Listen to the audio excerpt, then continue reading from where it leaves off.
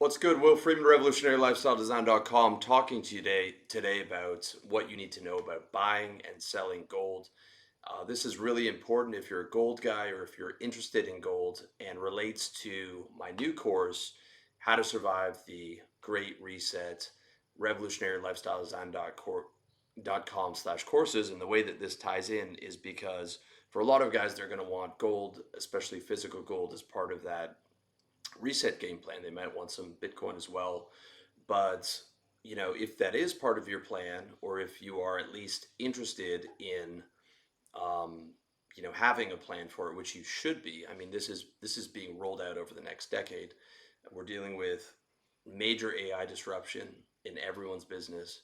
We're dealing with the massive change in a global governance system that's going to be applied in all countries. And then we're dealing with a reset of the monetary system, which we haven't seen since 1971, post Bretton Woods, where Nixon delinked the US dollar to the gold standard.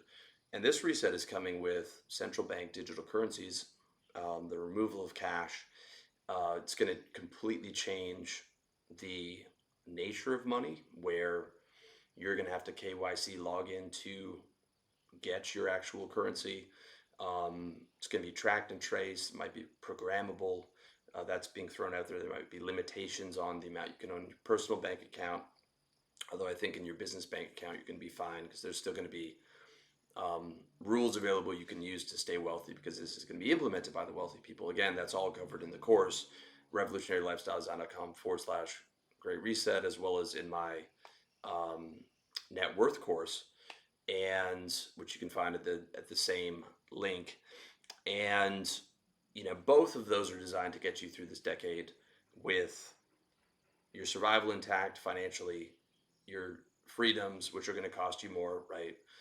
To buy the carbon credits to eat what you want, to buy, to make sure you've got the right social credit, and if you have to make donations to charity to buy that and things of that nature, to pay for the ESG tax on your business, the implementation of ESG governance on your homes. And this is not some wild theory. If you actually dig in and investigate the white papers like we've done in the RLD Brotherhood, revolutionarylifestyledesign.com/brotherhood, you can see that this is out there, openly spoken about, and going to be implemented. This is not a political viewpoint on this. I am a cold-hearted observer of reality and a player in the game of life. My message to you since 2012 has to also become a player, and the rules of the game are changing, and you need to be properly prepared, both in understanding what you're doing. I think you need to be aiming for eight figures over the next decade, either in net worth, or at least 5 million in business revenue, maybe another 5 million hedged across your net worth. We're talking about top 50,000 to top 200,000 in the world out of 6 billion people. If you want to know that you're going to get through this thing for sure, as opposed to just betting on Bitcoin and fingers crossed and hoping that you know it goes to the moon, and you're still able to convert it into something you can use 5-10 years from now, because chances are, there'll be more countries like El Salvador where you can actually spend the Bitcoin, but there's also a high chance that there's going to be a lot of pressure against that, and a lot of countries that aren't going to allow any type of Bitcoin spending. So at some point, when you want to buy something in a lot of countries, right, and I've got guys from every country in the world, you're going to need to be able to convert it to whatever that country's CBDC is, or whatever the um, kind of e-payment system that they would have in that country. Where in Thailand, for example, it's Line Pay or Rabbit Pay, and you still have to KYC to get access to that, and you can use that to buy things in the shop. But um, the odds are it's going to be regulated and tracked and traced, and maybe all of this doesn't go through by 2030, but we're going to see a lot of it going through. It's moving very quickly. In addition to the major AI disruptions that are going on, this is the most chaotic governance, economic, and financial time that we've probably seen in the last 100 years, if not hundreds of years. I can't think of a time throughout history where there's been this much exponential technical technological changes, in addition to global governance changes, which we've never really experienced before. Um, and changes into the monetary system, not even the monetary system, the nature of money. Like a CBDC is going to be a completely different type of money, because it will never be in your custody like a physical cash is, and it will be traced on everything you spend. So I think it's worth looking into gold as part of your plan.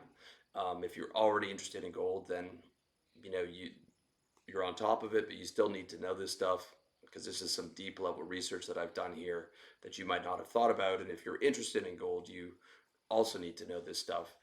And if you're not interested in gold, it's something you might want to consider. I've got a client and friend in um, our brotherhood here, and he's a big gold guy, and we've got big Bitcoin guys in there, and sometimes they debate politely, because that's the nature of the brotherhood. And he makes some really good points about the track record of gold, the 5,000 year track record, and the chart looks fantastic from 1971. Once it was delinked from the dollar, it's gone not straight up, but it's um, a great looking chart with some dips in it. But it's very clear that that delinking was, um, it's really just the dollar depreciating against gold, right? Gold still depreciates as well. There's inflation in gold, but at the end of the day, the depreciation is so much less than the dollar. So when those two are delinked, it's looking like gold's going up, but really it's the dollar becoming more and more worthless over time as it's not backed by gold. But we're not talking about a libertarian fantasy here or return to a gold standard. I think the odds of that are pretty low, always possible. We're talking about what to do with paper gold, things of that nature, but more specifically physical gold, because I don't see a huge incentive to buying paper gold if you're looking to get into gold, because I think the reason you're looking to get into it is to have something that you can custody on your person or custody in a facility that's physically held, um, and not tied to basically a derivative, which is what paper gold is held online, right? Something you can physically own and hold and look at and feel a sense of security that that physical asset is going to have value. And there's a good case that there's going to be a major disparity between the value of paper gold and physical gold as the perhaps gold stocks run dry. A lot of gold guys talk about gold being suppressed, and if it becomes unsuppressed, there's going to be an even greater disparity between paper gold and physical gold. So I think if you're going to own gold, you want the physical gold. But we're going to talk about the intricacies of buying and selling and what does that actually look like in some type of economic collapse scenario. So based on my research from a number of sources, the guys that are buying and storing gold themselves have a potential real problem. Okay, and if you love gold, this is not an attack, but um, it's very important what types of gold you buy. Like if you just think you can go to a dealer and buy a bunch of gold bars, you might have a real trouble selling that if you're looking to sell it. Like he'll sell it to you, right? But when the time comes around for you to sell it, you might have some real trouble selling that because the average gold buyer isn't buying bricks and bricks and bricks of gold.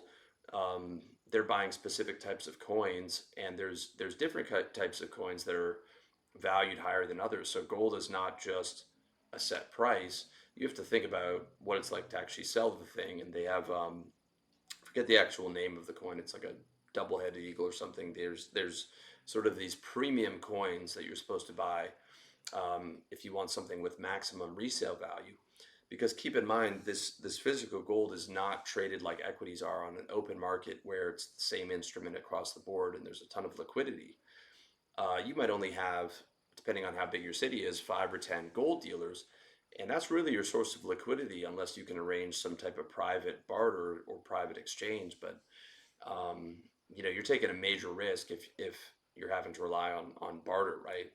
Um, so in my research from these sources in a major American city, they'd gone to 4 or 5 gold dealers, and all the gold dealers, despite the fact that they had these double-headed eagle coins, or I can't remember the exact type of coin, but it was the sort of AAA type of gold coin.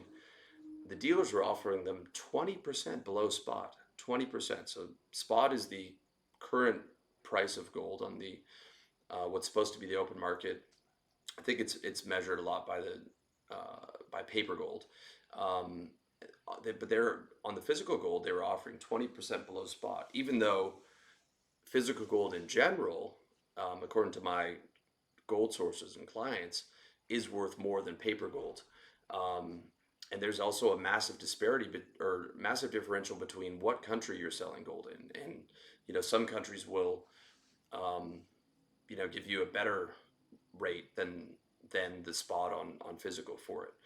But in this case, in America, 20% below spot, um, probably because the dealer is trying to um, wrestle him and negotiate, and they start at 20%, and they're maybe expecting a protracted negotiation because the guy's probably trying to sell a couple hundred grand, and they're not afraid for him to go to another dealer because the other dealer's hitting him with 20% below spot and probably hoping he'd come back and agree to 15%, or maybe they were hoping he'd negotiate harder in the actual dealership.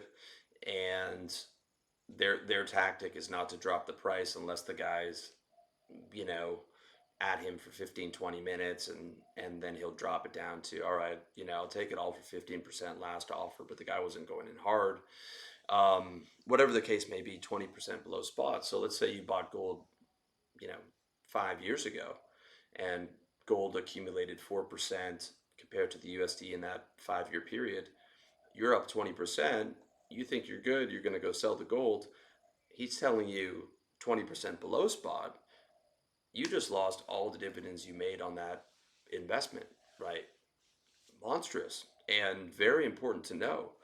So if you do live in North America, before you go out and buy a bunch of gold, you should do a test purchase and see, once you actually have the thing, right, which he sold to you at spot, go back and try and sell that back to him or to some of the other dealers and see if they're trying to hustle you and hold firm at 5, 10, 15, 20% below spot, because then that buying gold in that manner in your city is probably not the best way to do it. And even though you might feel safer with self custody, you don't want to be in a position where you've got to go to another state to get the proper price, or even in another state that's next to you, you might not be able to get that. So that's something you should know. And if you've got 50, 100,000, $200,000 worth of gold, and that there's a country, Panama or Hong Kong, where you could get spot by selling it, well, you can't just hop on a plane with all that gold. You can't take more than I think $10,000 worth of cash, and I think that applies to gold as well. And even then, if a bunch of gold shows up on the X-ray machine, um, you're getting pulled over. And a lot of guys try and sort of hide it in a coin purse and stuff, but I still wouldn't want to be doing that with more than 10,000, and that still even might show up. And even if you have 5,000 on you and it gets seen, that could get you pulled off, and who knows? They might seize it. Maybe they're not allowed to seize it, but you're in a potential problem right there. Or maybe they say you can keep it, but you can't fly with it, and you've got to go back and that type of thing. So that might be a scenario where, even though physical custody on your person feels safer, you might be better storing it in Bullion Star in Singapore, where I've heard from multiple clients that you can sell the gold at spot at any given time, as long as you do a phone call, go through the KYC, do a video call. There's probably some secret codes that you have to repeat, and they'll sell it to you for spot. And apparently, you can actually log into the platform and view your gold in real time, or maybe they just take a snapshot. I'm not exactly sure, but you can actually look in and see that your physical gold is in the vault.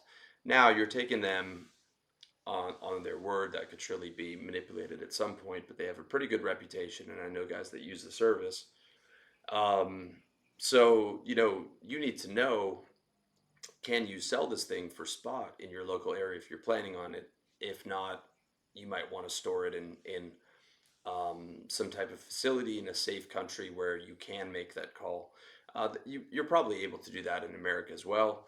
Um, but you might find, having something hedged outside of America and Singapore feels like it gives you extra protection in case there's some type of gold seizure scenario in America. With that being said, you are going to most likely have to KYC in Singapore. So if the government, Great Depression style, says to Americans, hey, we're going to buy all your gold, you've got to sell it to us, that gold that you have in Singapore is going to be KYC'd. It is going to be seen, and you'd be under obligation uh, to sell that. And if you didn't, I'd imagine they'd be, if they are going for this forced seizure, they are buying the gold at well below market rates as they did in the during the Depression, and they are, I would imagine, going to look into every owner of gold pretty heavily, because it would have meant there's some type of depression scenario. The currency's becoming worthless, and they need to get their hands on some gold for cheap, so that they can use it to trade with other countries, as well as to prevent you from selling all your currency and putting it into gold, because that depreciates the currency even further. Okay, so you might be just as safe storing it in a facility in America if you are an American. If you're not an American and your country doesn't have a track record of seizing gold, they still could. So then you might be, but you might be better storing it in somewhere like Singapore. But you also have to factor in, uh, do you have citizenship in that country? Do you have permanent residency? Well, okay, if there's another pandemic, um, you can't get over there physically to sell it. Ideally, you could still sell it on spot, but you just have less rights in general. If, let's say you're storing it in Hong Kong, and the Chinese, the CCP moves in harder on Hong Kong, right? The Communist Party, um, and tensions rise with, let's say, America. Um, you could be in a greater position to get that asset seized when you don't have permanent residency and you don't have citizenship, and you kind of have no recourse against that seizure. Whereas in America, where you are a citizen, you would have some recourse against the seizure, and could take them to court, and things of that nature. So that's something to consider. Um, so the other thing to consider if you're physically storing the gold yourself is, let's say the disaster scenario does happen, right? Either hyperinflation, like in Weimar Republic, Germany, or in uh, a deflationary depression, which was the Great Depression. And again, this is covered in the Great Reset course, revolutionarylifestyledesign.com/courses. You need to be prepared for both, because despite all the talking heads on the media and on YouTube, no one knows which way it's going. Well, first of all, no one knows if there's going to be a collapse. Second of all, no one would know which way it's going. And thirdly, no one can predict the timing of this. There's just way too many factors involved, and it's really based on the confidence of the people, not some arbitrary economic indicators where things have to fall apart, right? Regardless, for physical ownership, where you're self custody, right? Whether you're storing it on your person, in your primary residence, in a storage facility, uh, in your backyard, under the dirt, wherever you're storing it. Let's say there's a disaster scenario, either hyperinflationary or deflationary, regardless, right? And gold now becomes exceptionally more valuable than the currency, which could be the case in hyperinflation. In deflation, the currency value is actually going up. But let's say even in deflation, the value of gold could still skyrocket, because we don't know how people are going to react to a disaster scenario, right? And in hyperinflation, as the currency is becoming worthless and gold is 100xing or whatever it did in the past, or would do in this future scenario, um, you've got a lot of people that are struggling. In deflationary depression, the currency might be going up, but people have lost their jobs, they've lost their businesses, they've lost their homes as the economy's collapsed. So they're struggling as well.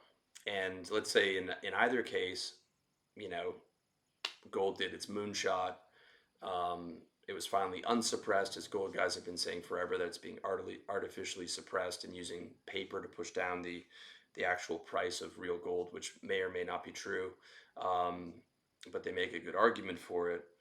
Well, all of a sudden you have something of tremendous value, and then in hyperinflation, the currency has like very little value. In deflationary depression, you've still got a ton of poor, starving people. Well, where are the criminals going to be hanging out to catch a lick?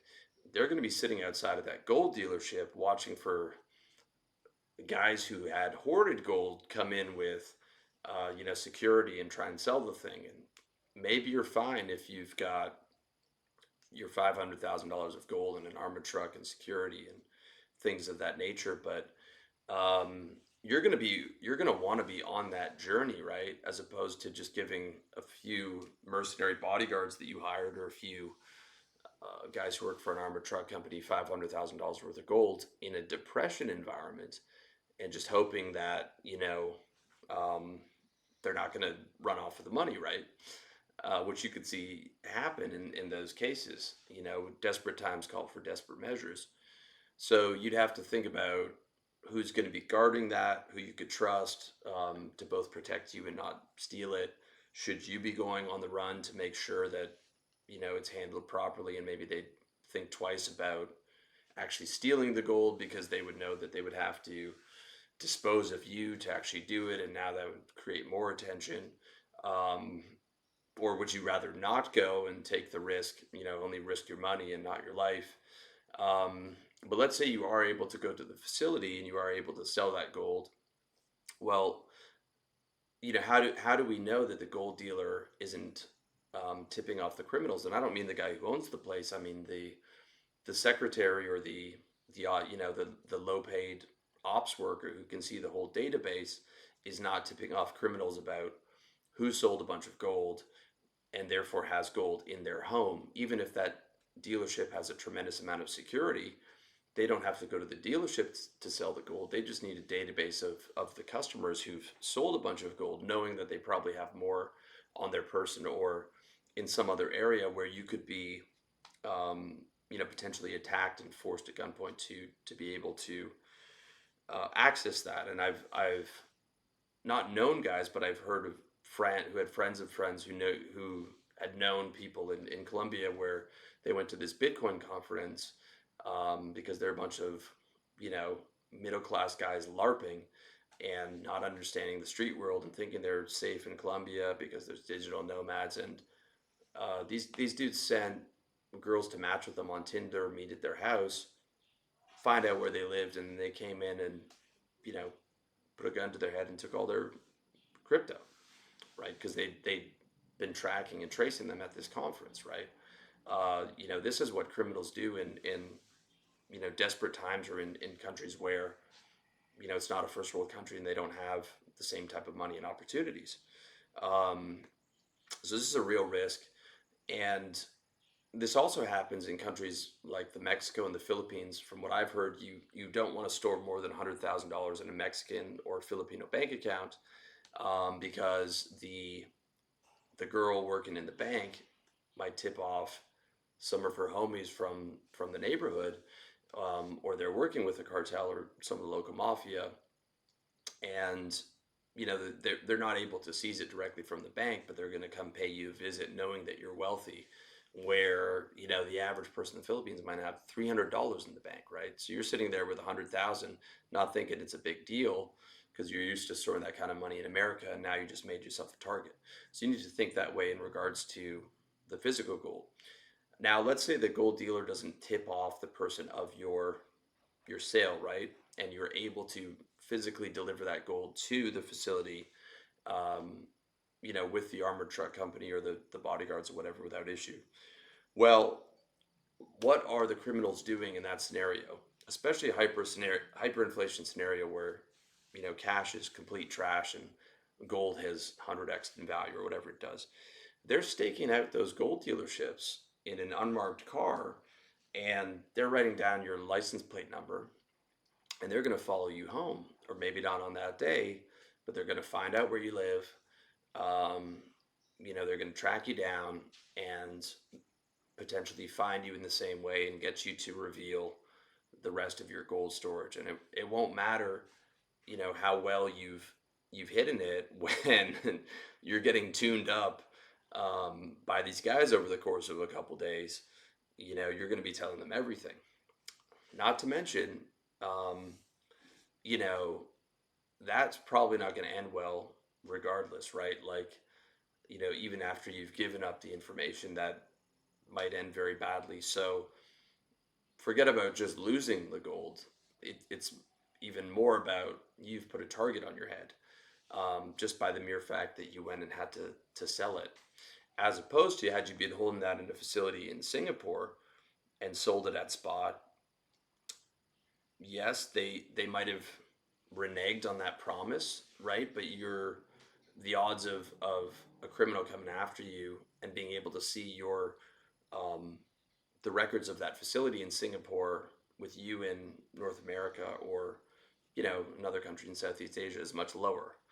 Um, and on top of that, imagine a disaster scenario where, let's say, like the Great Depression, right? People are a lot less peaceful than they used to be. Let's just put it like that. And there are a lot of different interests in countries. There's a lot of tension between various groups in America that there wasn't in the 30s, where these guys were completely broke and would peacefully wait in line at the soup kitchen, hat in hand, you know, desperate to find work. Um, that is not the case anymore. You've got, 25% of the population's on welfare. That's, and if that's removed, you're seeing violence in the street immediately. Um, you're seeing all these tensions between these various groups boil over if the finances are disrupted. Like, the only thing preventing that right now is the relatively comfortable existence in America, that people feel like they have too much to lose, but that would boil over very quickly. So when you actually need to sell the gold, assuming if it's stored physically that you can sell it without issue of seizure or some type of attack on your person, you have to go outside in the first month of this fucking collapse scenario, right? Like, I don't want to own anything that I have to physically go outside.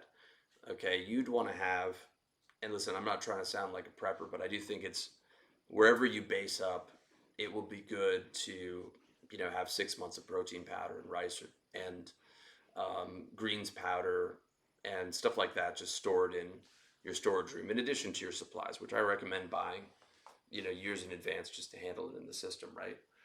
So in case of a scenario like that, you don't have to leave your property, right? Even food delivery might be down, like Uber Eats and stuff, or risky, because um, you know, criminals are Uber Eats drivers become criminals, due to economic necessity. Um, Not to mention the price of food might be skyrocketing in a hyperinflation scenario, right? Like it did in Weimar Republic, Germany. Um, but even outside of the criminal element that could be stalking the gold facilities, right, or getting access to the database, you just probably are not going to fucking want to go outside. Um, Especially going downtown to where these facilities are located, or these facilities might not even be open in the first month of a collapse, because those guys aren't trying to go outside, right? They're bunkered up somewhere in the countryside, trying to ride this thing out. Um, so again, it brings back the situation of to self custody in Singapore or Hong Kong or something of that nature. But in those scenarios, um, let's say this facility in Singapore, right? Because let's give the cons of this scenario. Is a gold storage facility, and that's how they make their money. Um, and all of a sudden, the gold price is 10x, 20x, 30x, 100x. Okay, 100x is a wild example, but I'm just saying, in some type of wild economic situation, crazy things can happen. Well, they just effectively made on on the gold, right? You know, a 50x multiple of what they would have made prior to that, to be able to, sell that from where it used to be if they were going to steal it, right? If they were going to steal that customer's gold, and they look and see, um, we could get, that price increase might have taken, outside of this economic scenario, 100 years or 50 years in our operation to see prices getting to that point. It happens immediately. They could be in a scenario of, why don't we just take all this customer's gold and sell it? It's going to create an economic and a legal risk for us, but this would have been like 50, 60 years of profit, for us to operate this thing for the next 50, 60 years. And this happens a lot with like, online steroid dealers, right? Where they build this great reputation. They, sell for years, fulfill orders, have their reps commenting on all the forums. Then once they start to make a bunch of money, they don't want to be doing this forever because it's obviously illegal. They know that at some point they're going to get caught. So what they do is they start diluting the product, for 3 months, 6 months to a year, getting more revenue. But they know that the goodwill carries on long enough to, be able to keep people keep buying. It's not going to last forever, but they don't care that it's going to last forever, because what they do is, in the final 3 months or 6 months of operations, they just take your money and don't fulfill the orders, because they know that they could get, the profit from that final year of just taking money is 5, 6, 7 years of profit if they were actually, going to continue legitimately, and they're looking to get out of the business with a bunch of money and not get caught anyways.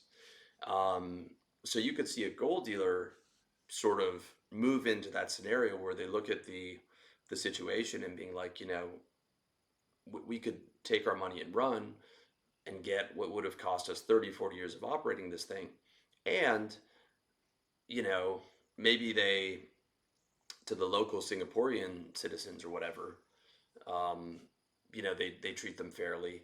But some of these facilities specialize in, holding gold for foreigners who don't want to hold it in America. They go, fuck the foreigners, we're taking their shit. What are they going to do? They're not citizens, they don't have permanent residency.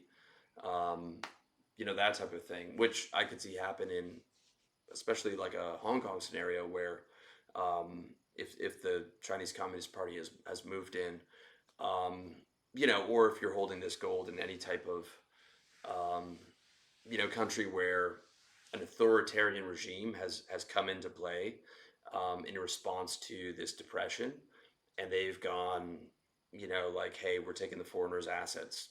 Fuck them. What are they going to do? So that's something to consider on that end, right? Um, so, despite self custody being the the ultimate, um, safety, you've got no bidding markets. You can struggle to resale. If there's a disaster scenario, you don't want to go outside. Problems going to the gold dealer in terms of criminals.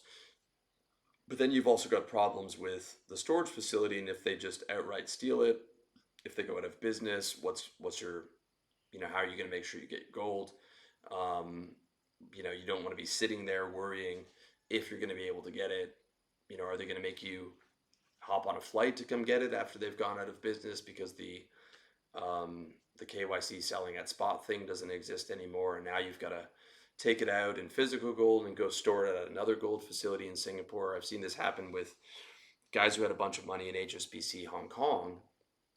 They either said, we're closing the foreigners' bank accounts, we're going to write you a check in Hong Kong dollars, which has to be cashed in Hong Kong, or we're going to give you a duffel bag of cash. So now these guys, they didn't have a second bank account. They're running around Hong Kong trying to find somewhere that's going to take their check or their duffel bag full of cash, right?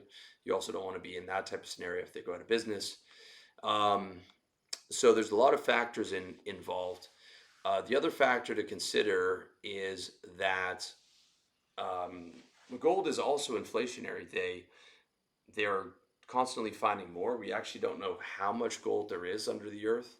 we are taking at face value of the gold companies that, it is a rare commodity, but they might have figured out 50 years ago there's a tremendous treasure trove of gold using some new technology, right? Just like they found, if they do fracking, there's a ton of oil in America, and they could be, completely oil independent if the politicians would allow for fracking to continue. Well, that might have been discovered in gold 50 years ago or 200 years ago. We don't know. Um, the gold companies have a, powerful interest in not, presenting that as information. Um, but we can be pretty sure that the diamond companies are controlling the supply. There could be a tremendous amount of diamonds as well. But we do know with certainty that they are mining more gold every year than the previous year, right? And gold doesn't really um, have value until it's been mined, right? It doesn't have value at least in the retail sense, when it's under the earth. So they're constantly bringing new gold into existence. Therefore, there is inflation in the asset of gold, um, and that means the currency is depreciating. It's just depreciating less than USD. So when you're looking at gold as an investment, I think it's important to understand that it's not, um, to not think it's not depreciating. It's just depreciating far less um, than USD. And Michael Saylor, who's a Bitcoin guy, he's got a good few videos on the actual gold depreciation percentages. It's quite complex, so I wouldn't be able to quote it here. He's also got some good videos on um, your threat level of having the gold being seized. And, it looks like, if you were to hold gold in one country in one facility over the course of 100 years, it's probably going to get seized, right? If you'd been holding it in a large part of Europe during the World War II, it would have gotten seized. Now, that doesn't mean that it's going to get seized, because you would be like actively keeping abreast of the news in Singapore, wherever you're storing it, and ideally moving it out before that happened. Um, but it's important to know the percentage risk of seizure, how it happened, how to prevent it, and if you're storing in a facility like Bullion Star, what you need to watch in terms of the news to know when to sell it at spot in advance. Um, and you also need to know that it is a depreciating asset as well, or it is a I should say it is inflating as well. Um, so to think that, oh, I put everything in gold, I'm doing great compared to the USD. No, you're still losing. You're just losing less. That's very important, right? When you're comparing it to putting that money into a business where you're exponentially gaining more back because of the crazy percentage returns, even though it's in USD. But keep in mind, gold is also in USD, because that's how we measure wealth. That's what it's denominated in, and that's what you sell it in. So it's effectively the same in that regard, if that makes sense. Um, the other factors to keep in mind are, um, although gold may seem physical, if it's stored in a facility, the accounting of the gold is digital, and it's KYC'd. And you're if you're trying to store it on your person, your barter options are limited. So if it's in a facility, it's KYC'd, and it's at least stored and accounted for digitally. And if you are holding it on your person, it's difficult to barter, and you're going to have to at some point convert it into the CBDC, the very thing that people talk down about, fiat currency, especially CBDC. And I get why, but effectively, even if it's property, right? Your rental property, or your home that you own outright, is a physical thing, but your title and your title insurance is stored online, and when you want to sell it, you've got to sell it on the digital thing. So at this point in the game, especially when CBDCs are rolled out, everything comes down to you know being accounted for and stored and paid for digitally. Even Bitcoin, even in countries where you can um, spend the Bitcoin, like El Salvador, again, that's a digital asset, right? It's not being stored in that cold storage hardware wallet. It's stored in the blockchain, and the hardware wallet just is the key to access it, right? So do not make the mistake of thinking that you know gold is this purely physical asset, right? Removed from the digital economy. That's only the case in terms of if you're able to secure legitimate barter. Um, and in that case, you would probably have had to maintain and develop relationships with other gold guys in some, you know, community outside of the major city, and sort of planning in advance how much you'd be able to trade that for. Because if you were all in on gold and you really need to sell it during some type of disaster scenario, and you don't have barter relationships in place, um, you're in big trouble, thinking that this quote unquote physical thing was going to be able to save you. Not to mention, let's say there is a disaster scenario and you are coming to a place of bartering. Well, how do we know that all the guys you're trying to barter with are reputable, right? They start to find out that this guy's got a lot of gold. Okay, your name gets out that you've got a lot of gold. Now you've got that same criminal risk, right? Um, so you're not just going to need the gold if you plan on bartering. You're going to need a fucking army to protect you, right? You know, a lot of guys are up there in the country with just some golds and some guns in case there's some kind of economic disaster scenario. But one gun and some gold isn't enough. Um, if that's kind of your game plan, right? And it doesn't have to be. If, let's say, you're just living in Bangkok, Thailand, you could be in a condo downtown with security, not leaving, earning online income, not having to defend yourself at all, right? There's other options in that sort of prepper option. And I certainly don't advocate any type of violence. um, and I think there's other and better ways to do that.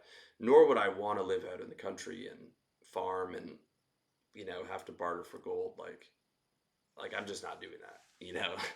I'd rather just go off to a fucking monastery and if they're in some type of a collapse scenario, and just get away from it. I would much rather try, um, living outside of America like I currently do, and still maintaining sources of revenue, finding out what type of business I can start in that type of environment, and have my assets hedged across a number of different vehicles, with gold just being one of them. So back to the point, gold is not a purely physical entity when it comes to selling, or when it comes to um, the actual digital accounting of it in a storage facility. Nothing is anymore these days. Um, if we go to the argument of gold being suppressed, like a lot of gold guys have, that may or may not be true. But again, I wouldn't go all in on it to bet on the unsuppression of gold as the thing to get me through this next decade. It would just be based on how much confidence I have on it, a percentage of the net worth hedge, based around, you know, my risk profile and how much I like gold and how much I think it would do better than some of the other scenarios. But I still probably wouldn't have more than 10% in there, and probably stored in a few facilities. Um, Lastly, you want to think about conversion issues. As I said, the gold was seized during the Great Depression. The law was in place that you had to sell your gold back to the government at much lower rates, which I think a lot of that went to Fort Knox. Don't know how much of the gold is still in Fort Knox and how much they've sold off. Gordon Brown of the UK apparently sold a ton of British gold off for some magic beans back in 2008.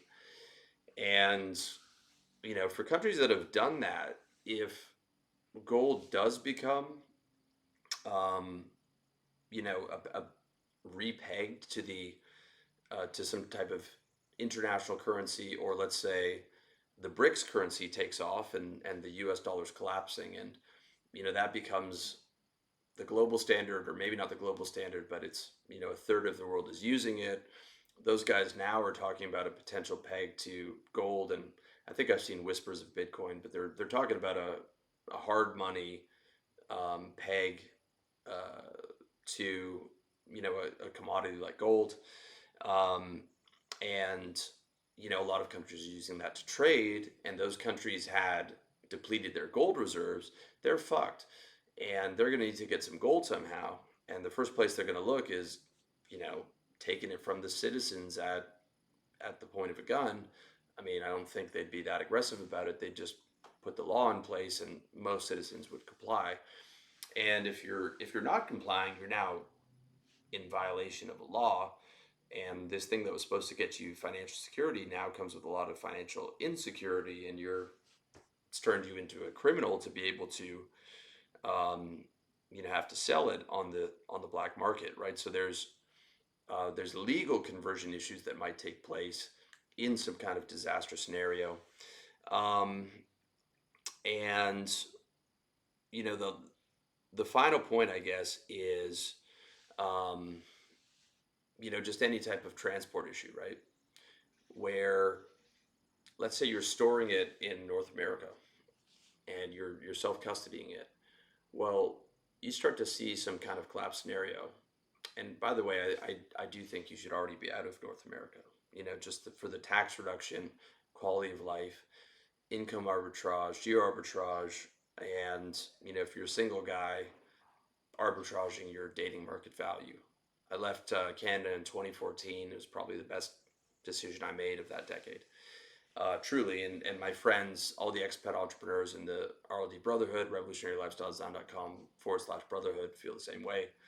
Um, but let's say you've got a couple mils stored in a facility, or stored on your person, and you know, in your house, your parents' house, under your backyard, and your girlfriend's house, whatever. Um, and now all of a sudden you want to leave the country, right? And you've got a couple mil, and maybe you're trying to leave fast, right? Because you're seeing some kind of hyperinflation or deflationary depression coming. Man, what are you going to do with all that gold? Like, you want to have time to sell it. If you do have to sell it at a rush, you might not be getting that good price. They might be trying to hit you at 20% below spot. Some dealers aren't going to buy $2 million worth of gold, right? You might have to go to multiple dealers to be able to piecemeal that off because you've got too much. And you're trying to do that in some type of time sensitive scenario. I'm just imagining, Russians or Ukrainians before the war. And again, I'm not taking a position on that, just talking about the economic issues. And they start to see that this war is going to pop off. They're probably washing cautiously, and then, all of a sudden, from one week to the next, it's popping off. Dude, they're out of there. They're heading for the border. They're trying to get on a flight, but there's no flights, right? I heard a lot of Russians came into Georgia, you know, 20,000 a day at one point, and including wealthy ones too, who weren't able to get a flight out, and they all booked it to the border, and were bribing guards along the way. They're not going to be able to leave with $2 million worth of gold, right? They're going to have to hope that um, when they eventually do come back to the country, if they do come back to the country, that they'd be able to find that and have been stolen. And even worse than that is, if you're heavy into it, you now can't use it, right? So um, a lot of issues there. But again, there's the positive, the 5,000 year track record, the quality chart. But this is stuff you all got to take into account. Okay, this is not a direct plan for what to do. This is an educational video on what you need to take into account for gold as part of your hedge against the reset and part of your 8-figure net worth game plan. But I'd say even more than that, this is how you need to be thinking about your investments in general. This is the kind of research you need to do. You need to do this type of research on your business, about how your business would be infected in or affected in a either hyperinflationary or deflationary scenario, because it'd be different based on them.